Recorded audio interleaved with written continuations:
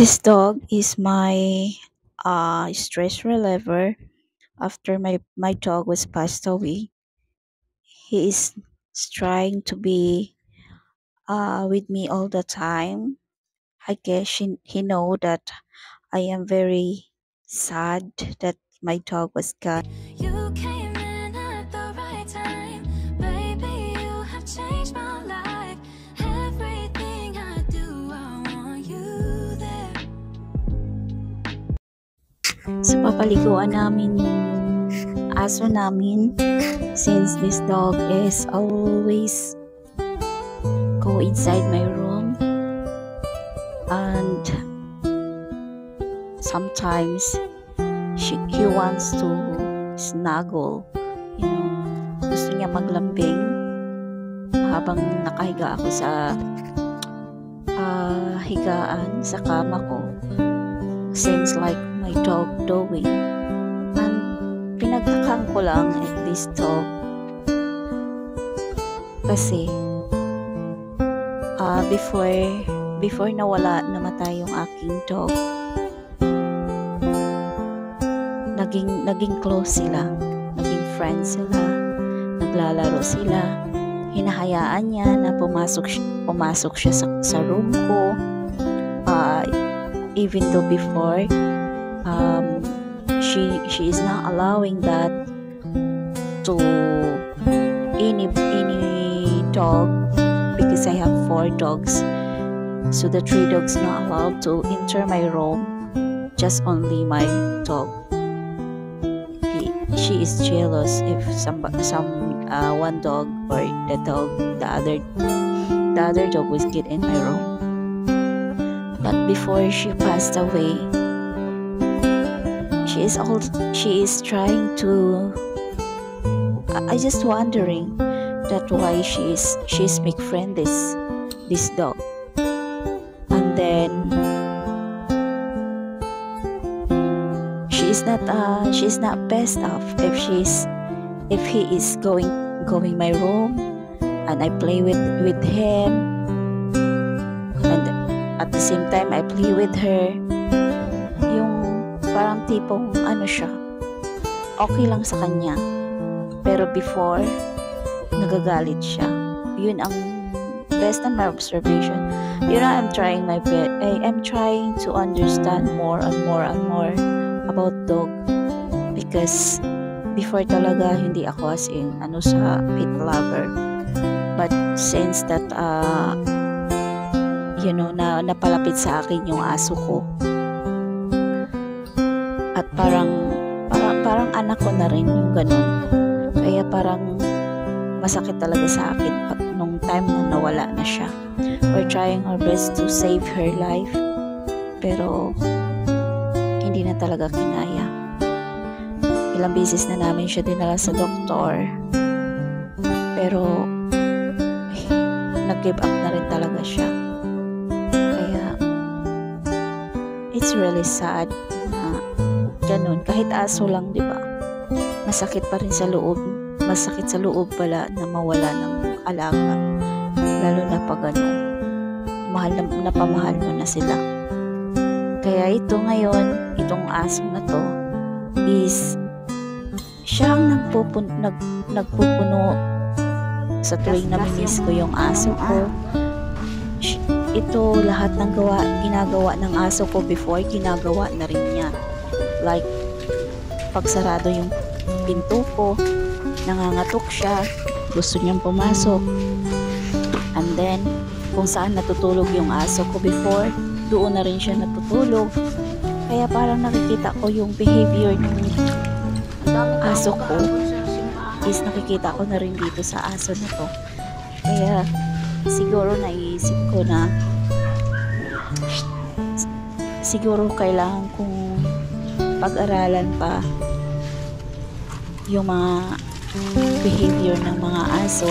At the same time, ulit ikaw ng ngayon. parang ayoko kasi masakit pag napamahal ka na sa alaga mo tapos bigla na lang mawala. Diba? Sobrang sakit. Until now, hindi pa rin ako nakaka-get over na wala na pala naman namimiss ko pa rin yung aso ko. Tuwing time na magpapakain ako, namimiss ko, naiisip ko Diba? na Huwag ka umalis. nagugutom na ba siya. Tapos bigla ko na lang napapaisip na wala na pala siya.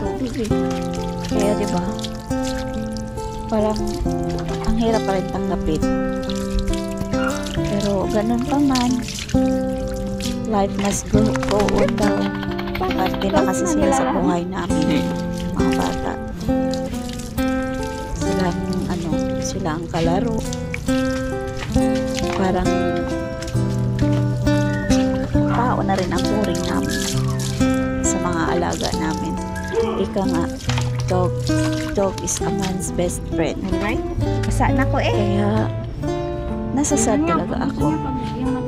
So, papaliguan namin to. Tapos bumili ako ng Sa?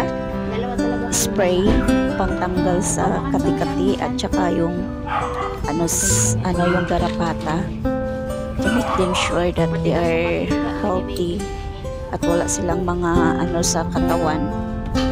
Although na Bakit yung mukha hindi? pinapaliguan sila palagi, pero mas Lamos-lamos din maigi pag na may rin time. kung may protection sila.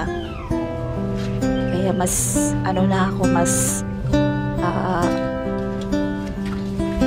na ako sa mga aso ngayon, kung anong kailangan nila, di ba? Kasi ang dati biniisip ko, magastos pag may aso ka, di ba? Parang tao din, pero iniisip ko rin part na sila sa buhay namin. Kaya parang may lahi na sila. Kailangan parang pantay ang treatment. So yan, tahimik lang mga paliguan. Tapos Akin, magkapakapa ka na naman aso ngayon. ko dati, nagwawala yun, galit yun pag napapaliguan. Kaya ito lang ang pagkakaiba sa kanila kasi nagre-reklamo kapag naiinitan na gusto na maligo. Kaya pinaliguan namin umaga pa. Ayan, tahimik lang siya. At sobrang bait. Hindi siya Bastos. makulit. Kaya lang siya, magaling siya, may talent itong aso na to. Kumakanta. Pag kumakanta ka, kumakanta din siya. Yun ang bibong-bibo tong aso na to. So, isa-isa lang muna namin pinaliguan kasi binaba namin sila para paliguan. Tapos, isusunod na ni Pry yung dalawa. Habang ako naman ay mag-spray, lalagay ng kanilang yung pag-spray para sa anti-kati-kati nila sa katawan, para malinis ang balat at balahibo, tsaka yung hindi naglalagas yung kanilang balahibo. Kaya